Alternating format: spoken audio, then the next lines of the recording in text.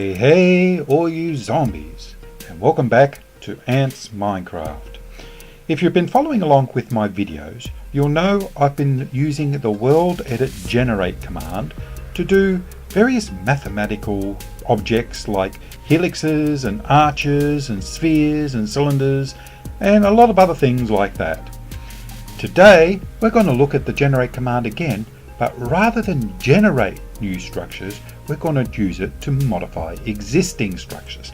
Now, that's not normally what the generate command is used for, but that is what it can actually be used for, and you can do some really incredible things when you do it that way. The world I'm in is a specially created world for this tutorial. The link to the world will be in the description, as well as all the commands I'm going to be using in this world, so you can follow along. So let's get on with it, shall we? So here we have some standard villager houses that Mojang has put in the game. I've grabbed it from the game, I've copied it into this world so that we can play around with them, and you can see that all Mojang has done is block replacement. They replaced some of the woods and the cobble with various other things to create the other houses. That's essentially what we're going to be doing first. We're going to be trying to do that with World Edit and see how we go. So let's get out our trusty wooden axe, our World Edit axe, and change selection modes. This is something that I've always liked to do because I find the normal cuboid selection mode very limited. By selecting select extend, we can then pick all the outliers of the build, so that corner, the roof, and that corner, to make the whole selection without having to have other extra blocks around it. So I'll go over to here and we make a copy, and then we can go over to here and paste it in and select it again. So select, extend, select, and we've got our house selected there. Now here I have various block types that I actually want to do the replacements with. So first of all, we want to replace all the cobble with brick. We're going to make this a brick house. So let's actually do that. Grab our command, put it in. That is, I have a command, a notepad open on the side where I've got all the commands pre-prepared. I could type these in, they're fairly straightforward, but some of the commands will get more complicated. That's why I recommend you follow the link in the description and download the commands I'm going to be using. So let's replace the cobble blocks with the brick block. So that there is a bit of a nice brick home. The roof, the wood roof, doesn't really stand out very nicely on the brick, so that also needs to be replaced. But first let's get rid of these logs and make them also brick. So we'll just bring up the command and replace cobble with log. So there we have the logs replaced. Now we can replace the wood with cobble. So all the wood blocks there have now been replaced with cobble too. So the wood has been replaced with cobble. Now let's do the roof. We want to replace the wood stairs with cobble stairs. Sort of a bit like they're tiled or something. So let's actually do this. This, copy, paste. Oh, hang on, we don't want stone stairs. We want cobble stairs. Here we go. Cobble stairs. And here you can see where World Edit really goes wrong. See, what's happened is, let's bring up this command here. We've replaced all the wooden stairs, regardless of the data type, with cobble stairs. But it's replaced the data type of the wood stairs with 0. So it's replaced every wood stair with the same cobble stair. It has not changed it at all. It's just the cobble stair 0, data type 0, which this section is fine, but all the other sections are not good. And this is where World Edit has real problems. To fix this using normal World Edit commands, you have to do them individually. So if we go undo and bring up that command again, we have to make sure that wood stairs 0 goes to cobble stairs 0. So we replace those ones. Now we have to repeat that with 1 and 1 and 2 and 2 and lastly 3 and 3. So you have to do the roof, you have to do it 4 times. Even though it's really the same sort of block, just different orientations, you have to replace it 4 times. And it gets worse. If you're using upside down stairs, so let's grab this here. If we're using upside down stairs like those, that means you'll have to do it 8 times because you've got another set of 4 orientations of upside down stairs. Now, that's a basic replacement of a house. So we've got the walls, so on. These could be upside down stairs like that, but that's not the way Mojang has got it. They didn't have upside down stairs when they first created the house. They could do with a bit of an update in that respect. But that's a block replacement, and as you can see, it can take quite a large number of replacement commands. You've got at least 4 plus another 7 for the other sorts of stairs, maybe another 3 more for the grass, dirt and path blocks. That's a lot of replacement commands to do, and if you've got a large build, that can be quite hefty to do. So what can we do about it? The solution is the generate command, and over here I've set up a little castle turret to actually help me explain. Now, I'm first of all going to select the torrent. There we go. So we select that. Now I outset it horizontally by 2 and expand 2 up. Now we can actually just show you the area that's selected by actually just setting all the contents of that selection to glass. So that's our selection area around the turret. Now if the generate command runs, what it'll do is it'll take each and every block, it'll run each block through an expression. So we have G. I much prefer to use a -C option here so that X, Y, Z coordinate systems are in blocks, and 95 for the thing, and then we have an expression. I'm going to put a link into the description for the expression to the WorldEdit expression syntax and functions, because there's a lot more you can do with expressions than what we've done in the past. Now we've already seen the rotate command in previous videos, but there is one command in there which are really useful, and that is the query command. So let's undo that and use the query command. So we go G -C 95, and then we go query X, Y, Z. So that's the coordinate system. In this case, the X, Y, Z would be whatever coordinate system the G command is using. It gets translated automatically by WorldEdit. There's no problem there. And we want to test whether it is air. 0, 0, type 0, data type 0.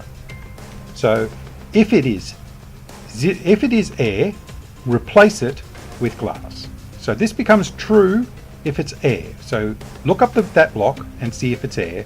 If it's true, replace it with glass.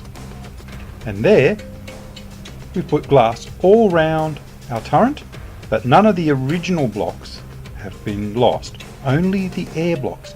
We can adjust the expression by querying what blocks are actually present in the world beforehand. It does not necessarily have to be those particular blocks, because we specified those particular blocks X, Y, Z. It is, but it could be anything. We can be looking up for blocks anywhere. Let's undo that, and instead of air, let's replace it with anything that is not air. So exclamation mark is the expression meaning not, so not query is it air. And here we've replaced anything that's not air with glass. You can change things with what is in the world, and that is what makes the generate command extremely useful for manipulating the existing contents of the world. For example, here I'm going to bring up a command. There we go. So it queries whether the X, Y and Z block is air and it's not air of the X, Y -1, the block below Z00 is not air. So if the block is air and the block below it is not air, then this whole expression becomes true. So therefore we can say put a glass block on top of anything that is not an air block. Now note, when it actually tested, it tested the ground here. That ground is not in the selection box. It could be testing anywhere in the world. It does not have to be in the selection box. You can query anywhere. Let's take this one step further. Here we get it really complicated. This is rather complicated, and I recommend you actually look it up from the notes that I have linked in the description. It's rather long. So let's have a look at this. This is almost identical to the previous command. We query that if it's an air block and any block around it is not air, so the one to the west, the one to the east, the one below, the one above, the one to the Z-1, and off the screen there will be also Z+1. So if there's any block around it that is not air, set it. So this actually places a block around every other air block that's next to the turret. These can be very useful, particularly when dealing with very large objects and you're trying to get rid of air pockets and other things.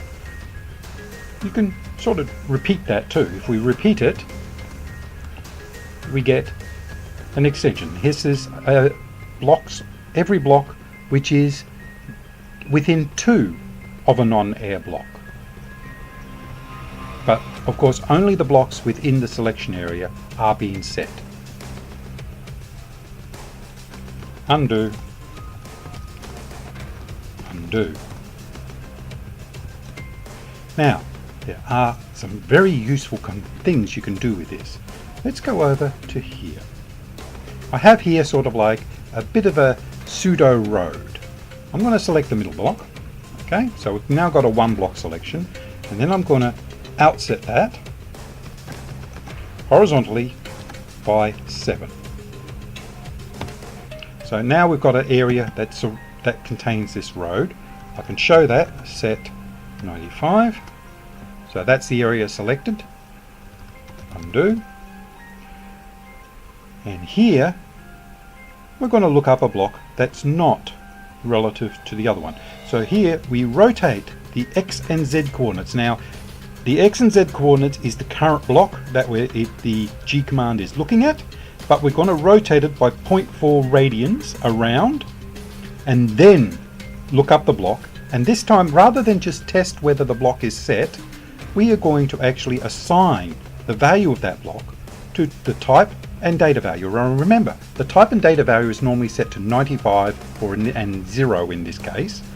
So we're actually replacing this 95. This 95 is going to be useless because it's going to be replaced by whatever block is at the rotated location, and then regardless of what that block is, we set it. So we have a 1. So we're not checking to see if it's air or non-air or some particular type of block. We're just looking up the values of that block, and then we're going to place it. So we do this and we essentially rotated everything. Let's just explain that a bit more. We have this block here. We have the coordinates, the X, Y and Z coordinates of this block. That's the center. It gets rotated by 0.4 radians, so probably about there. That block is looked up. That's an air block. It's looked up. and it is assigned in that location. So if we repeat that, it gets set to air. The same thing with the one that was here. It gets rotated, a block over here is picked, and then gets set. So here we have a rotate of a different sort. Now, we could do this with the displace command. That is quite a valid one, except the displace command works a little differently. It takes each block and moves it. That means you can end up with lots of little holes and other things. The generate command does not take a block and move it. It looks up, it moves the location and looks up the block for every block in the whole area. So that's tricky, but it's very important. It means you won't have any holes. You might get some duplicate blocks, but you won't end up with holes in your rotated object. You could of course also use some of the rotate commands that are available in World Edit. This is just an alternative.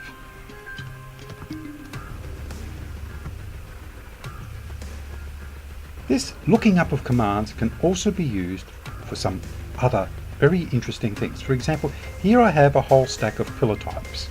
What I mean by pillar types is they form pillars. So for example, if we take a trunk, it forms a pillar that looks like that. If we take a quartz block, it forms a pillar. It's directional. It can have three different directions. It can have up down, it can have east west, and it can have north south. So if we select all these blocks,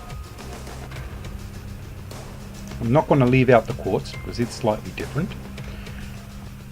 All these blocks have got three separate types of blocks, as I said, and there is an expression whereby you can replace each of the blocks with the same block type but with their rotated versions. So if we grab this is a simplified version.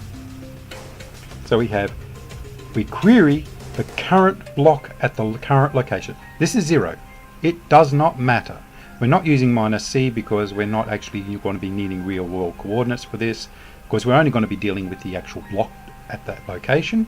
So we look up that block and then we replace the data with the data expression divided by 4, because the actual value we want is going to be, could be multiple.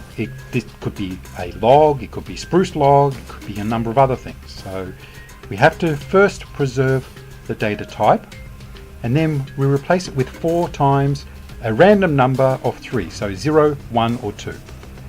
So we're basically randomizing the orientation of the pillar log, and then we just set it. So we do that, and hey presto, every log in this is now at a random orientation. The hay bales are all randomized, the log 2 block is, even the pawpaw pillar block is randomized. If we repeat that, we get a completely different set of random blocks. You could adjust this to be just the horizontal orientations if you want, or vice versa. Undo, undo. Now, if you're doing this over a large area, you quite often will have a number of different pillars and then other blocks like stone and so on. You don't want to be affecting those. So we can restrict that by actually using an if statement. This is another function that's in the expression that we've not used before. So here we look up the block type, the type and the data at the current location. If the type is 170, that's a hay bale. So if the type is a hay bale, then do it. Otherwise, don't.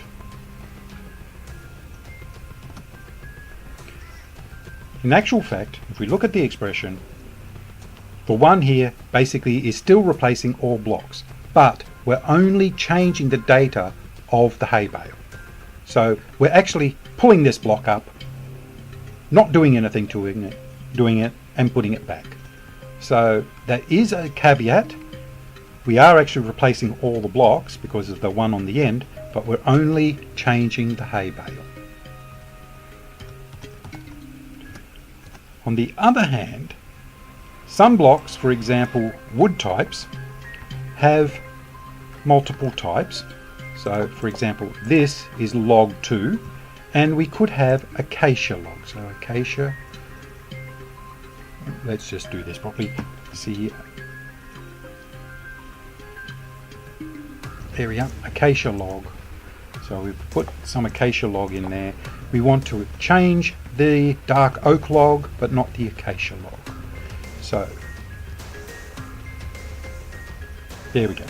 So this is the log 2 type, and we're checking to see if it's acacia log. We're doing a data %4 to make sure that it doesn't matter what the rotation of the dark oak log, that it is a dark oak log and not the acacia log, no matter what the rotation is. If that's the case, we randomize its rotation. And as you can see here, only the dark oak log was affected, and so on.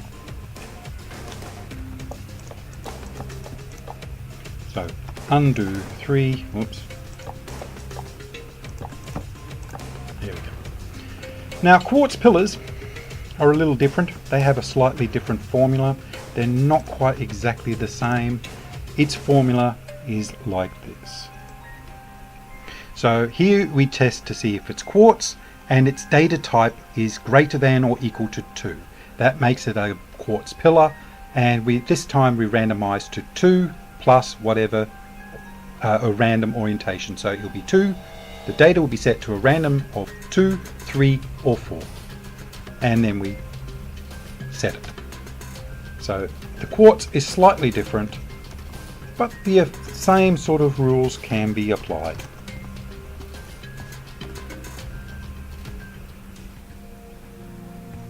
Let's go back to our turret. Just going to grab it again. Sometimes I wish you can save selections.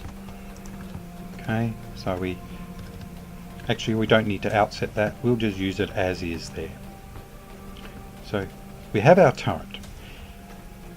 We've been using the query command. There is another type of query command. It's called query relative. So if we actually grab a query relative, this is very similar to the very first query command we did before. So copy, paste that. So here what we're doing is query relative 0, 0, 0 with a type of 0 and a data type of 0. This is equivalent to doing XYZ before, but it's relative to the current location within the blocks. We should really have a -c. I'll fix that up. So that there replaces all air blocks, only the air blocks. That's what we queried up. Undo. But we can do a little bit more than that. Now the query relative command is very useful for shifting things and making copies. So we've got this selected. We can look in that way and say shift 15 blocks that way. So now our selection is actually over here and not round the turret. It's exactly 15 blocks away from the turret. We can check that with a set 95. So there's our selection.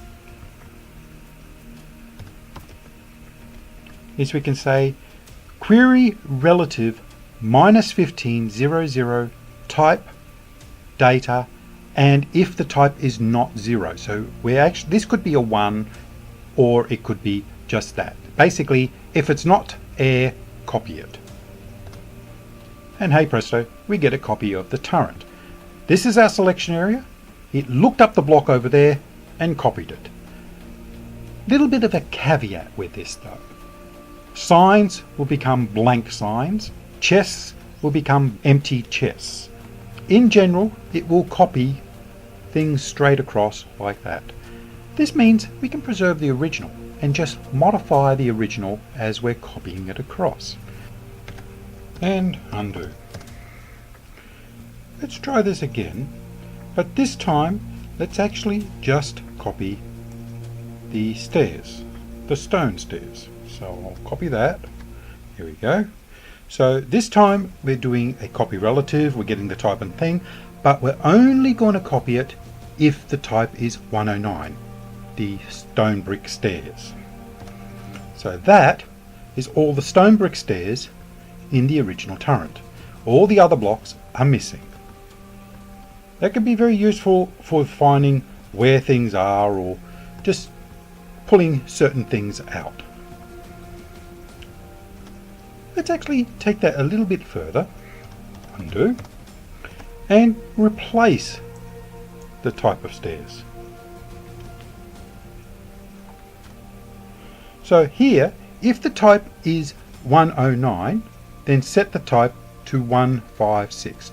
That is a quartz stair. So we're replacing the stone brick stairs with quartz stairs. There you go.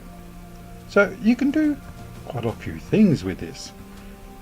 A lot more control than what is possible with just the normal copy and replace that the world edit normally provides.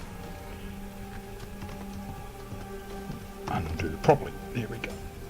Now let's try this once more. This time we're going to copy everything, including the blocks which were not modified. So here we modify the stone brick stairs to be quartz stairs, and then copy anything else as well. So everything is going to be copied, whether it's air or otherwise. So here is the original turret, but with all the stair blocks replaced with quartz. Now there is one more type of query.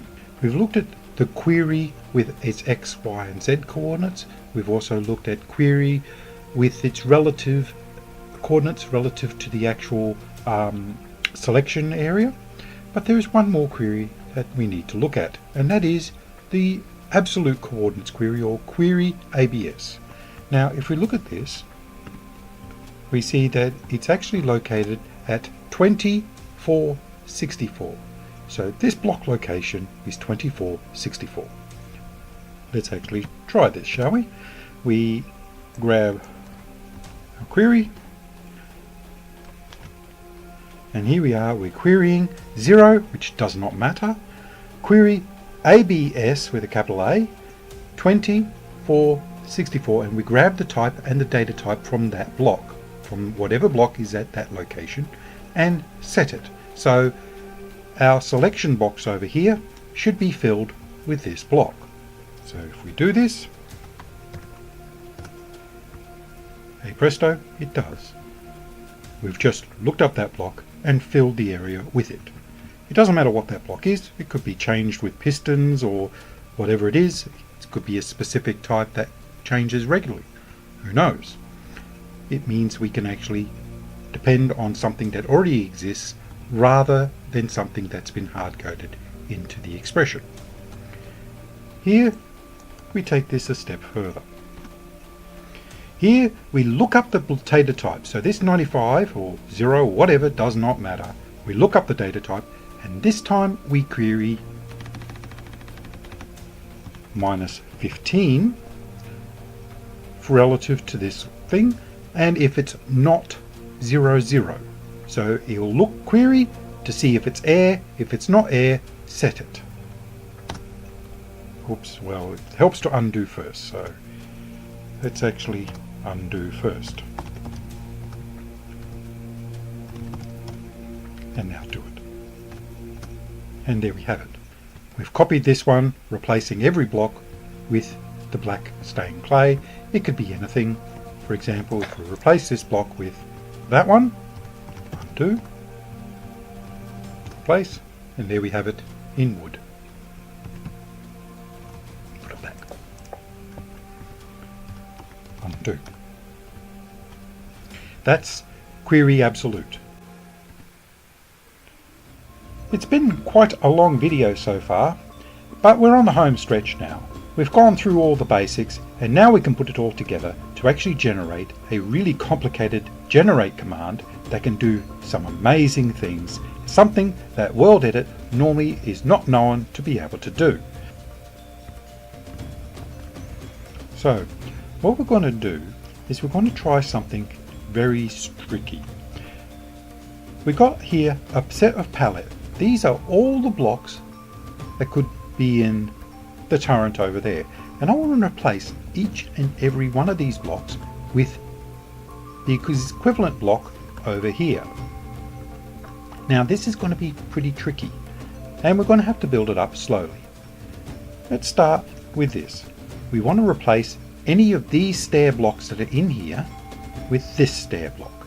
Now the location of this is, if we bring up F3, 25, 4, 64, and over here it's 25, 4, 65.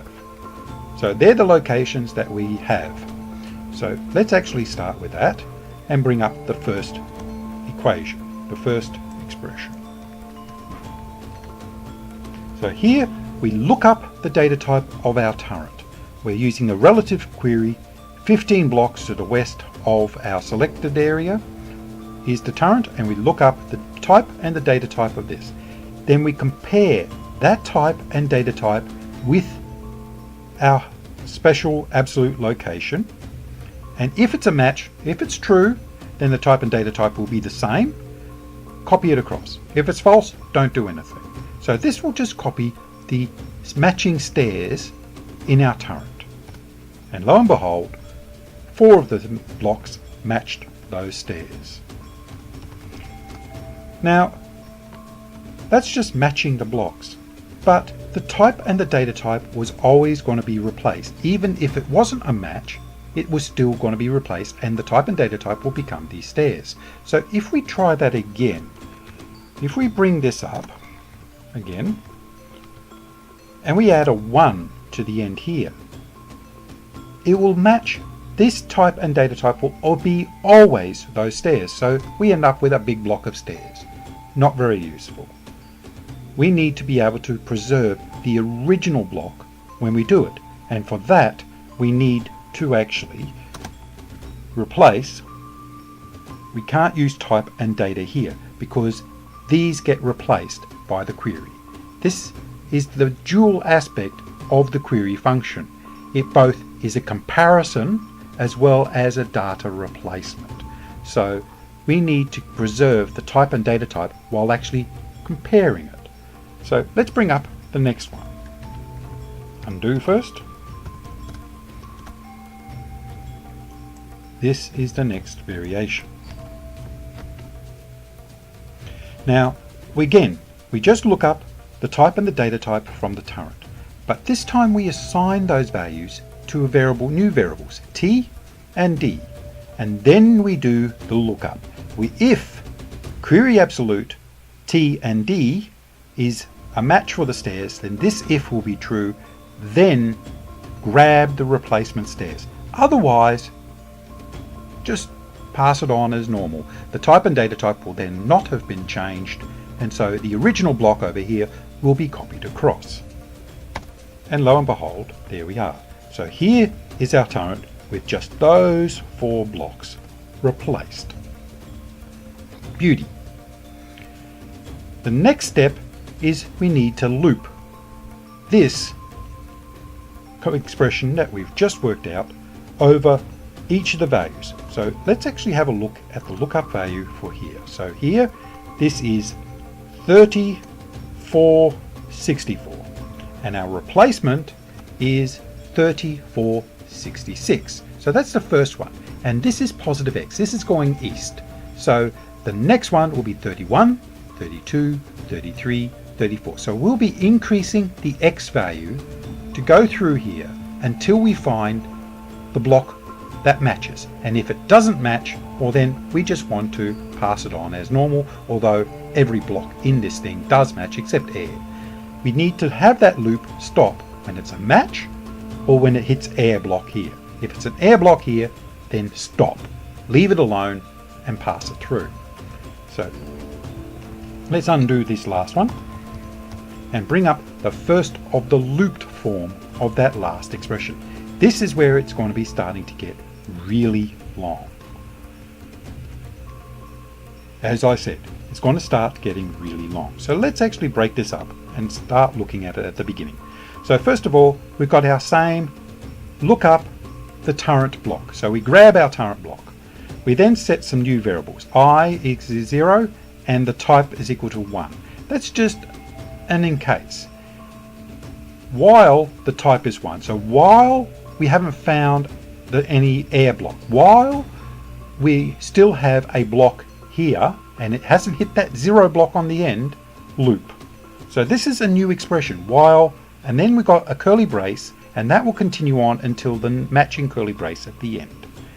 Now, after that, we say type is equal to t, so we set the type back to the whatever we've looked up here, the data type to whatever we looked up here. We look at 30, the x value here, plus the loop variable I, 40, 26. So that starts here, and then I will become 1, it'll go to here, I will become 2, it'll go to here, and keeps on going until it hits an air block. And then compare against the T and D. Now, the next bit is if. So if the thing is true, we want to grab the equivalent block next to it. So here we go, I30 plus I4, 66, and we grab the type and data. And then we return 1. That will break out of this loop and return 1 saying replace the block. After that, that's the close curly brace for this if statement. So if blah blah blah, curly brace, increment the I to try the next one until, and then close. If it reaches 0, the while will break and the chain will end. Here is just a shortcut. If the type comes about as air, don't do anything. Doesn't really matter. Just so this replaces every block that's not an air block from here. So, or mismatch here. So let's actually try this. And lo and behold, with a major bit of complication, and it did take me some time to work out that expression, I recommend you grab that expression from the notes because that's going to be key. Here is our turret. This is the original, here's the replacement. Now say we want to do something else. Say we want, instead of this, say we want circle, say, let's see, I don't know, let's grab some blocks. We'll grab some stone brick. So instead of the slabs in the middle there, maybe we didn't like those. Maybe we'll have something else. So we go and put in slabs in the replacement. There you go. Undo. And repeat the previous command. And here you go. We got slab. We got brick. No problemo. This is the beauty of this arrangement. We can try something. If we don't like it, adjust the palette and repeat. That makes things really easy and really useful. It's a very complicated expression and it can be tweaked a little bit more. In the notes there will be a few more expressions that has some minor tweaks, not really necessary. Let's get on to drawing something on a bigger scale. Something that you would never ever in your wildest imagination just replace each block, because it takes forever to replace each and every block, and if you want just a variation like those original houses. Let's go have a look at this. This is Noodlestein's Blackwater Castle by Noodler. He's quite a big builder. He likes building in chunks, so these are a chunk castle. It's a 3x3 chunk castle, complete with moat.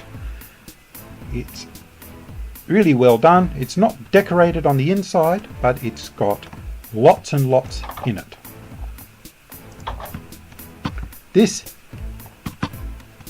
is a great castle, and I would love to actually have variations of this in different realms. In fact, at one point I wanted to build this in the end dimension using end stone rather than this. So I wanted to replace all these blocks with something that was more suited to the end. Here is our palette. This is just a quick guide palette with the signs to say what they actually represent. So for example, these bricks here, these slabs are fortifications. We have here the crenellations, the courtyard floor. The courtyard floor is a double brick here, the double slab.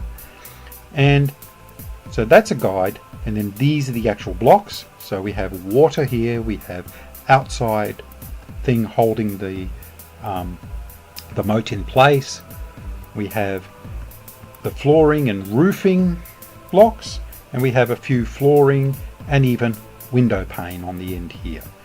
So let's actually go off here and select. So I've selected that block, and now we need to expand it to include the whole castle. It's a huge castle, and I've actually already worked out the actual expansion. 47 east. Expand. 47 south. That is the 3 by 3 chunks. Expand 52 blocks up. This is a very tall castle. It's much higher than it is wide. We can compare and make sure we're getting the size right. And here we can actually have a look, and we say it's size 48 by 53 by 48. That's because this original block was not in the expansion. So it's this block plus 47 that way, and this block plus 52 up to make it 48 by 48 by 53. So that is the Noodlestein Castle. It has been mapped out there. So this here is the original palette, and it is at location 1124-106. So let's go and actually have a look over here. And here is the replacement palette. But before we do that, we need to do a few checks. So first of all, let's shift that area over 64 blocks. That is 4 chunks. 1, 2, 3, 4. 4 by 16 is 64. So we need to shift it 64 that way. So let's just do that. There we go. 64 east into the sun. Now we can actually apply our algorithm, our expression that we got over there. And we'll do this up a little slowly because it's a little bit more advanced. Here is the first part of the expression. We're setting a number of variables at the top, and these variables is just to make life easier. I can change these without changing the rest of the expression. The first bit, x0, y, well, xo, zo, is the offset. So this here is our selected area, and behind me in the west, x minus x direction, 64 blocks, is the original object that we're copying. The mx, my, and mz is the original palette that we're going to be replacing, and the Rx will be the replacement palette. In this case, we're just setting it to the same palette as before because we're going to be doing a bit of a check. So let's bring up the rest of the expression. Now the rest of the expression is pretty much exactly the same, except that we've put in those values that we've got in the expression. So here we're doing the query of the original block palette, and here we're doing the query of the replacement palette, and we just set one. So we're basically just copying the castle across. So if we do this, there it is. So this here is a copy of that, and we can go through and check a few things in this castle. We can go a little bit further than that. If we do exactly the same expression, but replace that last one with type is equal to type $7:0. What this does is replace anything that was not found in the original palette with bedrock. Here is where the original palette returns. So here means that it was not found. If the type is air, then it's still set to air. Otherwise, set it to bedrock. So if we do this, it replaces any block that did not match our palette in the original here. And most of this is grass, and the tall grass and the grass block here. That is not in our original palette. Without that slight change on the end, this here would be just as it was. So if we undo, we go back to our original copy. There you go. We've got the grass block and the long grass there. It can be used as a bit of a check. For example, if we redo, you'll be able to see here that the torches were not replaced. These things here were not replaced. The doors were not replaced. So it just provides a bit of a check on what blocks was not in the original palette, but is being just copied over directly. So undo, undo. The end version is exactly the same as what we've done before, except that we've set what the replacement palette will be. That's this block is being put into here. The rest is as before. Here we go. We've got the one there. We do it, and lo and behold, we get our end castle. All the blocks that were in here have now been block replaced to here.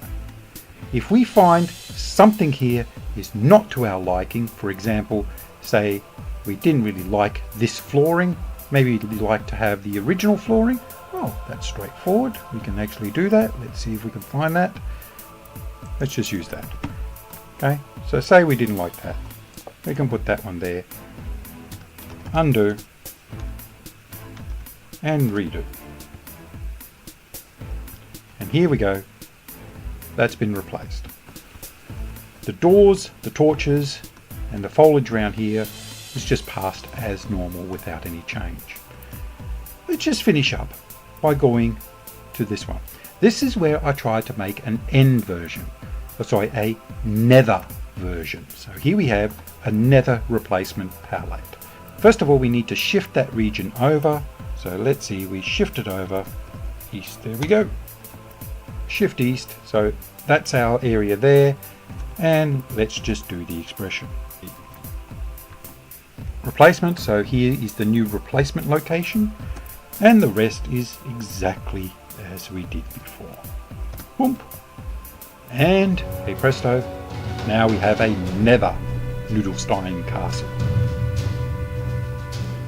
I'm Ant, and this is Ant's Minecraft.